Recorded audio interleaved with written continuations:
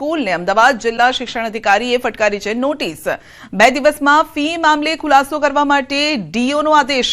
FRCA નિયત કરેલી fee કરતા વધુ ફી ઉઘરાવવાનું સ્કૂલે યથાવત રાખતા નોટિસ ફટકારાઈ છે। વર્ષ 2024માં એફઆરસી દ્વારા 22,500 ફી નક્કી કરાઈ હતી અને તેની સામે સ્કૂલે 39,000 જેટલી ફી ઉઘરાવી હતી। ખુલાસો ન કરે તો શિક્ષાત્મક પગલાં લેવાની ડીઓની તૈયારી પણ છે। तो वालीओ पासेथी नवी फी एटले के मांगेली फी लेवामां आवी रही छे। जे फी घटाडो करेलो छे ते लेवामां नथी आवी रही एटले दरेक विद्यार्थीना वालीने फी परत आपवानी थाय ते हेतुथी अमे डेटा माग्यो छे।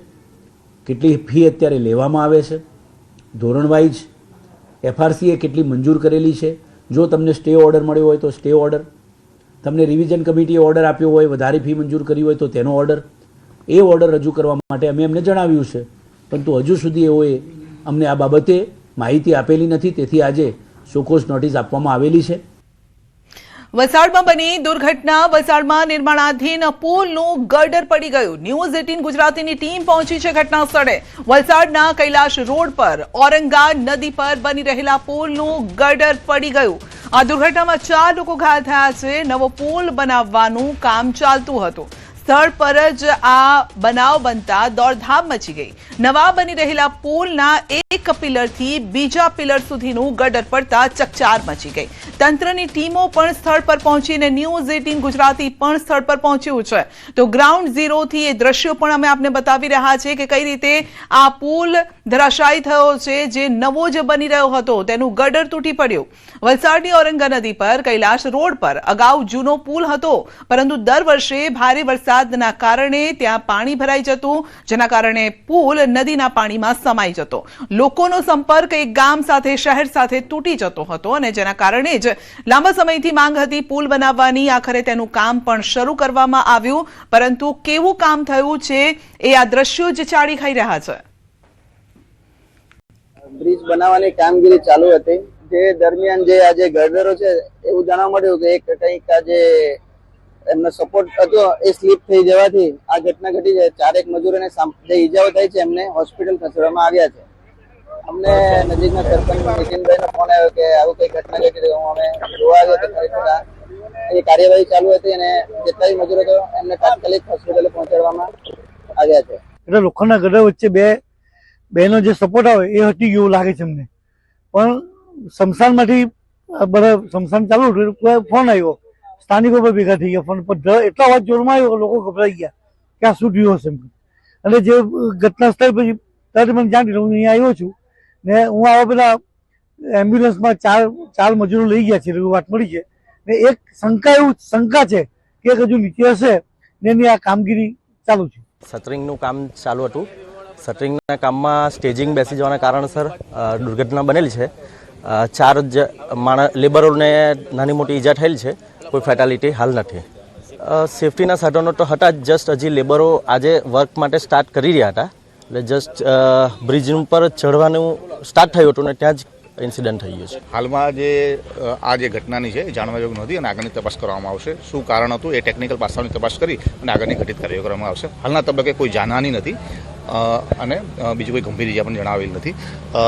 અત્યારે રેસ્ક્યુ ઝડપથી થાય અને એના માટે પોલીસ તંત્ર દ્વારા વહીવટીતંત્રની સંકલન કરી અને જે તે બ્રિજનો જે ટ્રાફિક છે, બાજુમાં જે ચાલુ બ્રિજ છે એનો ટ્રાફિક ડાયવર્ટ કરવામાં આવેલો છે, જેથી કરીને બચાવ અને રાહતની કામગીરી છે એ ઝડપથી થઈ શકે અને સુચારુ થાય અને કોઈ પણ જગ્યાની અવ્યવસ્થા ન સર્જાય એ માટે તકેદારી રાખવામાં આવેલ છે। વલસાડ શહેરના છેવાડે કૈલાશ રોડ પર આવેલા ઔરંગા નદીના આ નવા બની રહેલા પુલનું આજે એક ગર્ડર છે તૂટી પડ્યું હતું।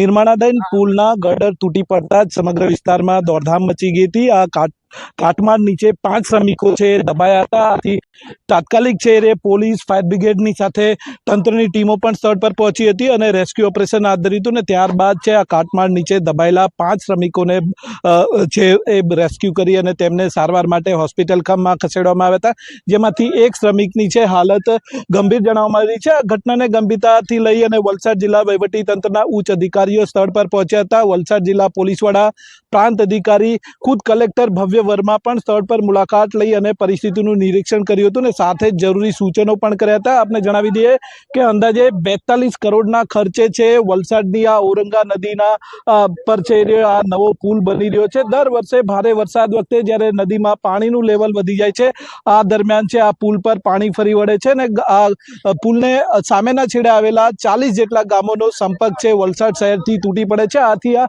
અતિ મહત્વના પુલ ને છે અતિ મહત્વનો પુલ છે એને કારણે છે આને ગામ લોકોને પણ મોટી આશા હતી, પરંતુ જ્યારે આ કામનું છે નિર્માણ ચાલી રહ્યું હતું એ દરમિયાન જ આ દુર્ઘટના સર્જાઈ હતી અને કારણે એ છે અહીંયા આગળ દોડધામ મચી ગઈ હતી અને તંત્ર છે દોડતું થયું હતું.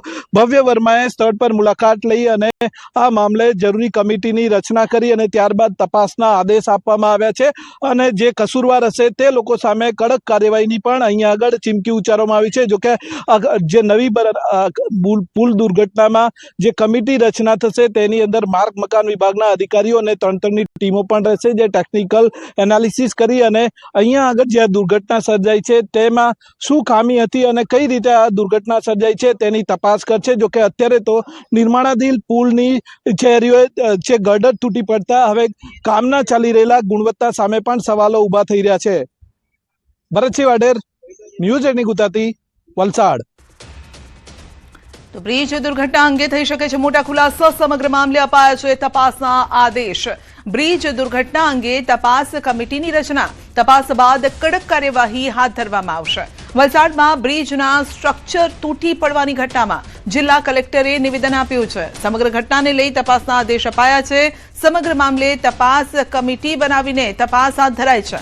જિલ્લા કલેક્ટર દ્વારા સમગ્ર મામલે તપાસના આદેશ આપી દેવાયા છે અને કડક કાર્યવાહી પણ થશે. હાલ 5 શ્રમિકો સારવાર માટે છે, એકની હાલત ગંભીર છે. પ્રાથમિક રીતે લોડ બેલેન્સિંગના કારણે કોઈ ઇશ્યુ થયો છે. 42 કરોડના ખર્ચે આ બ્રિજ બની રહ્યો છે.